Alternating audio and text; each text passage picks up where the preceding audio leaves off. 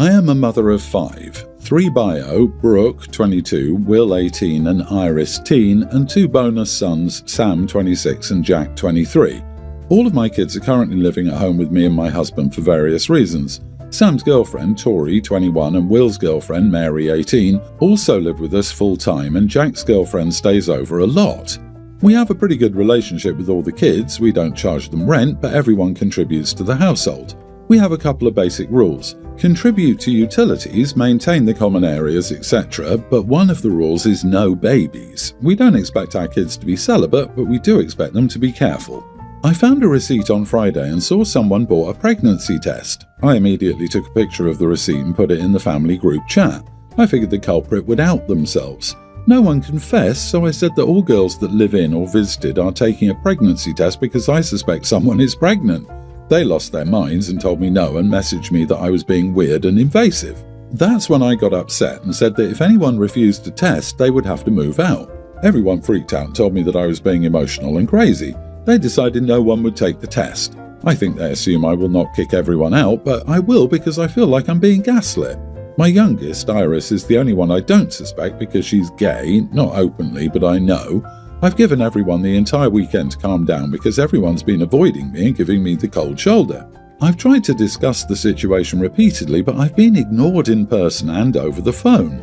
At this point, I'm ready to evict everyone because someone is blatantly lying and all of the others are packing a lie while living stress-free in my house. My husband thinks I should let it go for now because the test might have been negative, and if someone's pregnant, we'll know soon. But I feel it's a larger issue now if my kids disrespect me by lying to me. Am I the idiot for telling my kids to move out if the girls won't take pregnancy tests? You are the idiot. Look, refusing to have babies in your house is your right. You get to set that boundary, especially when you're providing everyone with free housing. But demanding everyone with a uterus take a pregnancy test because of a receipt is controlling, invasive, and frankly rather unhinged.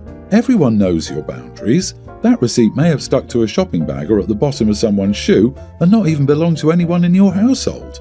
Demanding everyone's medical information because someone might have had a scare from a late period or possible pregnancy symptoms is a major overstep. Oh, let's throw gas on the fire. Is it possibly your husband's girlfriend's pregnancy test? LOL, let us know how the alienation goes. You are the idiot, like wow, why didn't you send each possible person a private message? You should have said something along the lines of, hey, found this, if it's you, hope you're okay, do you need to talk? I'm here for you. But then obviously you aren't there for them, are you? Oh, and you can suspect all you want that the youngest is gay, she hasn't come out, and that doesn't mean she isn't pregnant. Yeah, your rule is no babies, not no pregnancy tests. There's no guarantee that anyone is even pregnant. Birth control fails sometimes, even when you're careful, and if any of them are on birth control that stops them from menstruating, taking pregnancy tests every now and then is a good idea. You now want to invade everyone's privacy just because someone bought a pregnancy test and kick everyone out because they won't agree? How do you not see how backcrap bonkers that is? Geez, a wild, intrusive helicopter mom appeared. Contrary to the bulk of responses, not the idiot is my vote. It's your house and you've made the rules very clear. If whoever is pregnant can't afford an apartment, how do they expect to provide for a newborn? Babies are beyond expensive. If you'd found a joint in the house and demanded a drug test from everyone, no one would bat an eye. You have 6 adults living at home besides you and your husband, and it's your house, your rules. I can't blame you if they don't want to follow them, which means you and your husband are not raising more babies. I'm being pressured by everyone except my aunt to go against my wishes. I'm a 32-year-old female. I've been with my fiancée Sarah for the last 5 years. We're the same age and we met in graduate school. When I was 14, my loving dad passed away. He left a decent amount of money for us. My mom, within 6 months, got engaged to a guy named Bob. Bob had a daughter around my age. My mom married Bob within a year of my dad's passing. Bob hated me from the start and didn't even try to hide it. He was saying stuff like how my mom should have sent me to a boarding school, how if it wasn't because of my dad's inheritance, he wouldn't have me in his house, or I'm a lesbian because I was in our school sports team and very athletic. He multiple times told my mom he doesn't feel safe when his daughter is around me. He used this as a reason to exclude me pretty much from everything.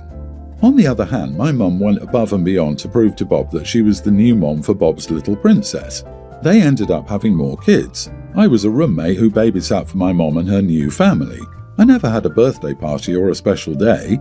My dad's sister was amazing to me. I was at their place all the time. She and her family had birthday celebrations for me, and my mom was making excuses not to show up, and of course the rest of them never showed up. I was really my aunt and uncle's daughter. They were amazing to me. When I left for university, I contacted my mom a few times, but she was always busy, so I just gave up. Here's the issue. Sarah, my fiancée, comes from a very family-oriented background. Family is everything to her. Her family asked about mine. I said my dad passed away and my mom is busy with her family and lives across the country. I didn't lie, technically. Sarah asked me to invite my family to our wedding. I told her no. She said having only my aunt and her family on my side was embarrassing. I reluctantly invited my mom. She called and asked me to apologize to Bob and my step and half-siblings for not inviting them and inviting them all. I told her no. She said I was ungrateful and that Bob was my father figure.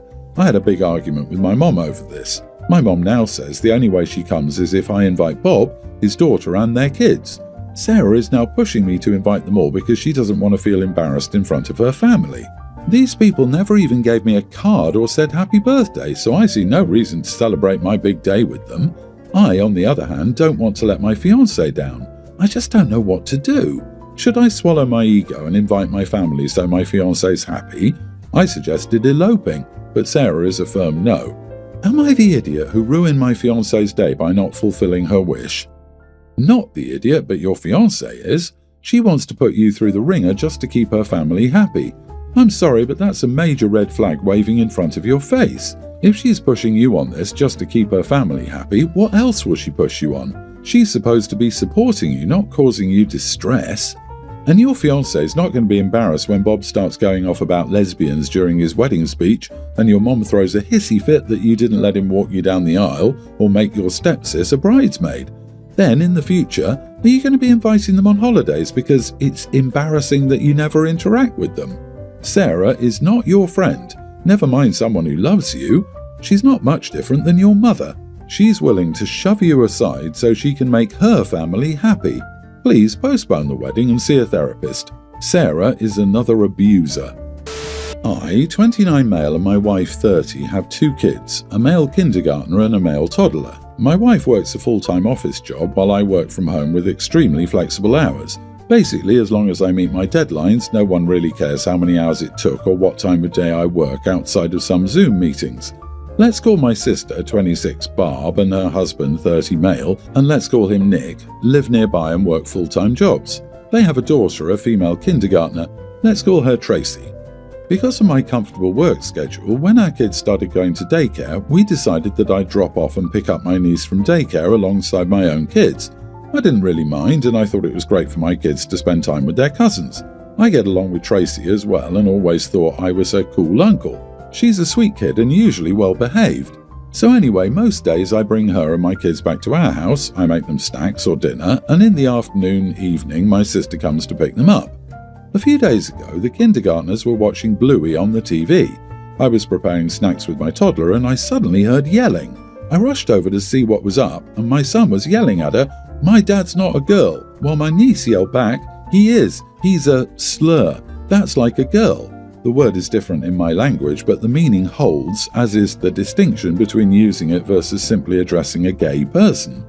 I was kind of in shock at first, but I turned off the TV, sat her down and began explaining that this is a very bad word and we shouldn't be calling people that, and that regardless, I'm not a girl. And because this is a bad word, she should apologize to me because we don't act mean to each other in this family, and if I hear this again, I'm going to talk to her parents and she's going to get in trouble.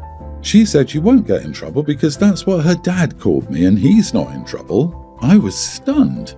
I told her that regardless of what her dad said, it's a very bad word and she's not to use it with me or in my presence, and that she should apologize regardless because it hurt my feelings, which she did because she's a really good kid.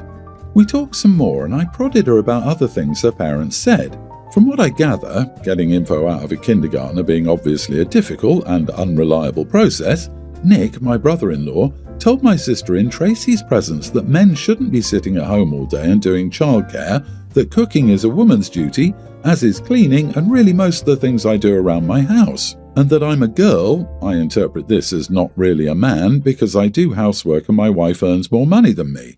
I explained to her the best I could that men and women could work from an office or from home, and that my wife or Barb working long hours from the office doesn't make them men and vice versa, but I didn't dwell on it with her since it's really not her fault. I didn't immediately bring it up with my sister because I figured it would be a difficult conversation and I didn't want to have it in front of the kids. I wanted to talk it out with my wife first as well. I talked to my wife that evening and she also seemed really upset. I told her that I thought I should demand an apology from Nick and my sister and she agreed. I called my sister and told her what happened and she said that it's just a word and I'm blowing it out of all proportion and obviously Nick doesn't dislike me. I said I don't care whether he does or doesn't dislike me. He's talking crap about me behind my back to my niece and to her, and she's apparently very chill about this, rather than standing up for me. She said that that was how Nick was and I should stop being a drama queen. I told her to get lost, and if that was how she felt, she could pick up her own child from daycare, and then she hung up. I know it was really short notice and rude, but I really felt like I was being disrespected by people I did so much for over the years and were my family. My wife said she understood and that I shouldn't back down until I at least get a proper apology. The following 2 days were a weekend and there was no daycare. I assumed there would be calls or texts from Barb, but there was nothing. The suspicious lack of any messages or calls made me think she didn't take my words seriously, which made me even more angry. The calls did come when it was time to pick up Tracy for daycare, and I obviously didn't come. I dropped my own kids off and didn't even answer for a while. I know it was petty, but I was stewing for 2 days and figured letting Barb stew for a few hours seemed appropriate and felt good. Around noon, when she called again, I did pick up. I was going to smugly tell her that I was ready for my apology and that we would put it behind us, but I didn't get to. Instead, she went off on me about how I was irresponsible and I flaked. She was so late for work because of me, to which I just said, "I told you I wasn't going to pick her up. You had 2 days to make arrangements." And she kept yelling at me, so I hung up again. She kept calling and sending me texts about picking Tracy up from daycare, to which I said I would not be, then stopped replying. When I came to pick my kids up, Tracy was expecting me to take her as well, and I didn't, which was very rough for her and me. Like, I know it's not her fault and she's a kindergartner and she suddenly doesn't get to go over to our place and play and have snacks, but at the same time, I didn't want to just let this thing go. I felt like I deserved an apology, and still do, so I explained that me and her mom were fighting, but I'll pick her up again when we work it out. She obviously didn't take it well, because she's a kindergartner, but I apologized, took my kids and left. Well, a bit later I got a call from my mom. Barb roped her into picking up Tracy, but my mom is disabled, so she was having a tough time with Tracy, and asked me why I was being mean to Barb. I told her everything, expecting her to take my side. Still, instead, she also pulled a "you know how Nick is," to which I replied that the more I realise how Nick is, the less I like it. And if he thinks all this crap in general and about me specifically, I sure as heck ain't going to be doing free labour for him. She said I was blowing this out of all proportion, and I told her I wasn't the one doing it because all I asked for was a proper apology. Everyone else seemed to prefer all of this crap to just giving it to me, to which she said I should just be the bigger man and not let it get to me. To which I said I was done and to have fun with Tracy.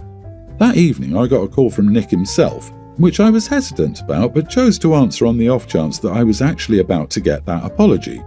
Nope. Apparently my behaviour is causing Barb great distress and we're family. How can I do this to my own sister?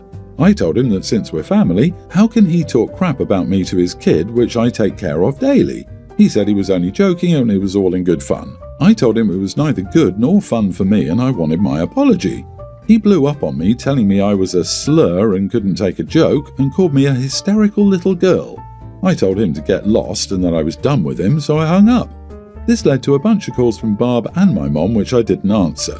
Barb texted me that it wasn't fair for Tracy to pay the price for me being petty, and I told her that it wasn't fair for Tracy to pay the price for her parents being ungrateful pieces of crap. To which she just yelled at me a bunch about how she was going to lose her job and I was being cruel to her and to Mom. I told her I was done, and unless her next message was an apology, I would be blocking her number, and it wasn't, so now I blocked her.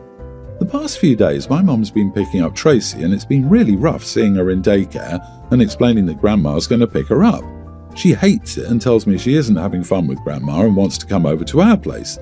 It's breaking my heart. But at the same time, I never got a single apology from anyone but the kindergartner, and I feel like letting this go would just be telling my family that it's okay to ignore my boundaries. But at the same time, I do love my niece, and I don't want to traumatize her or have her resent me. She's a good kid and none of it is her fault. So, am I the idiot? And what do I do? Not the idiot. And he said he was only joking and it was all in good fun. Where's the funny part? I thought so. Well, the joke is on him. Do not back down on this even with an apology, because it will never be sincere. It will only be to get you to babysit again, and your mother is choosing to do this because she's enabling Barb, and I'm guessing this isn't the first time for this either. Nick and Barb are homophobes. It's too bad that Tracy is being exposed to this crap, but please do not expose your son to it. You're not a doormat. Don't allow them to walk all over you. Couldn't agree more. Nick, Barb and your mom are idiots. I feel bad for Tracy because she's the one being hurt by their decisions. You know how he is the biggest, worst excuse ever. You might as well say, boys will be boys. It still doesn't make it right. The idiot needs to apologize to you profusely and make amends and not teach his kids stereotypes in gender roles. He is a total idiot, and I would go no contact with all of them. No one's going to mention how the sister was saying she's going to lose her job and have to stay home and watch her child like her husband says that a woman should anyway. It's baffling how Nick prioritizes his pride over family. Apologies aren't just about saving face, they're essential for building healthy relationships, especially for Tracy's sake. Update: I'm already so grateful for all your support and advice. The angle of Nick wanting Barb to quit her job is not one I considered, but now I think it might have merit, and it makes me very worried for her. At the same time, I can't really do much until she at least acknowledges that "that's just how Nick is, so stop overreacting" isn't gonna fly with me. I also assume it's only a matter of time until my mom is no longer an option. She's already having a hard time, so I hope I get a chance to talk to her about it, ideally because she sees my point of view, but I'll settle for because she's desperate. I don't know what sort of childcare they'll be able to afford. They took out a large mortgage on a house they can barely afford. I will also make certain to stress to Tracy that I love her and none of this is her fault. Thank you all.